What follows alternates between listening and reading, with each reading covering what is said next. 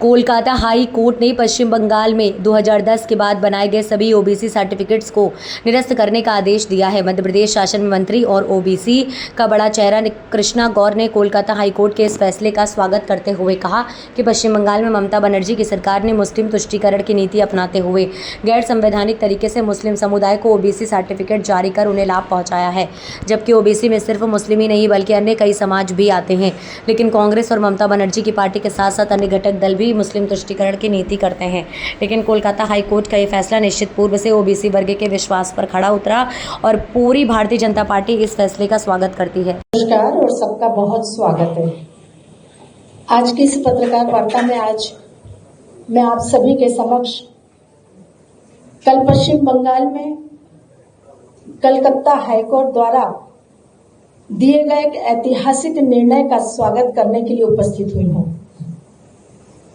Calcutta high court का वह निर्णय विशुद्ध रूप से पश्चिम बंगाल की ओबीसी समाज के साथ न केवल न्याय है बल्कि ओबीसी वर्ग के अधिकारों के संरक्षण का एक बहुत बड़ा विश्वास भी है।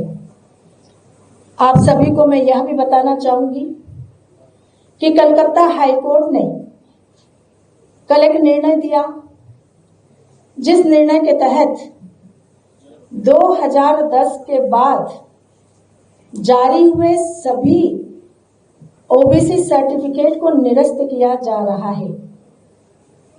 ये सर्टिफिकेट ममता बनर्जी सरकार ने गैर कानूनी रूप से बनाए, असंवैधानिक तरीके से बनाए और पिछड़ा वर्ग आयोग की सलाह माने बगैर बनाए। आप सबको मैं यह भी बताना चाहूंगी कि पश्चिम बंगाल में पिछड़े वर्गों को दिया जाने वाला आरक्षण 2010 के पूर्व मात्र 7% था। 2010 में जब कम्युनिस्टों की सरकार वहां थी, तब कम्युनिस्टों की सरकार ने इस आरक्षण को 17% किया। लेकिन आश्चर्य देखिए, मुस्लिम तुष्टीकरण की राजनीति का एक भयानक उदाहरण कि 7% आरक्षण पहले से ओबीसी का था, 17% आरक्षण अगर किया तो उसमें भी 10% आरक्षण मुसलमानों को दिया। और 2011 में जब ममता बनर्जी की सरकार बनी तो वोट बैंक की राजनीति, मुस्लिम तुष्टीकरण की राजनीति को जैसे पंख लग गए।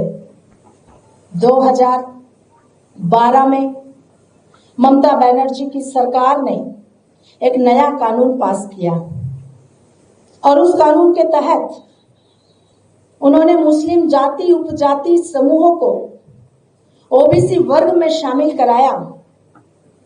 एनसीबीसी जो हमारा राष्ट्रीय पिछड़ा वर्ग आयोग है, उसके तहत 1993 से 180 जातियां जो पिछड़े वर्ग की थी वो पश्चिम बंगाल में आरक्षण के दायरे के लिए निर्धारित थी।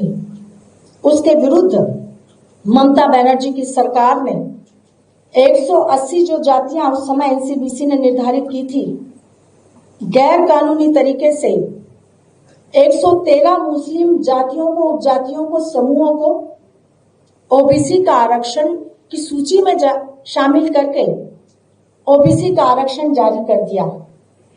और उसके बाद सिर्फ जारी ही नहीं किया, सूची में शामिल ही नहीं किया, बल्कि पश्चिम बंगाल में 118 मुस्लिम जातियां, उपजातियां और समूहों को ओबीसी का आरक्षण छीनकर आरक्षण देना मुस्लिमों को, उस प्रक्रिया को प्रारंभ कर दिया, जिसके तहत देखते ही देखते पूरे पश्चिम बंगाल में राज्य सरकार की सरकारी नौकरियों में बड़ी संख्या में मुस्लिम वर्गों की नियुक्तियां होने लगी। पिछड़े वर्गों को दी जाने वाली सुविधाओं का लाभ मुस्लिम वर्ग को दिया जाने लगा, जो सीधा सीधा इस देश की ओबीसी आबादी के हकों पर, अधिकारों पर कुठाराघात था।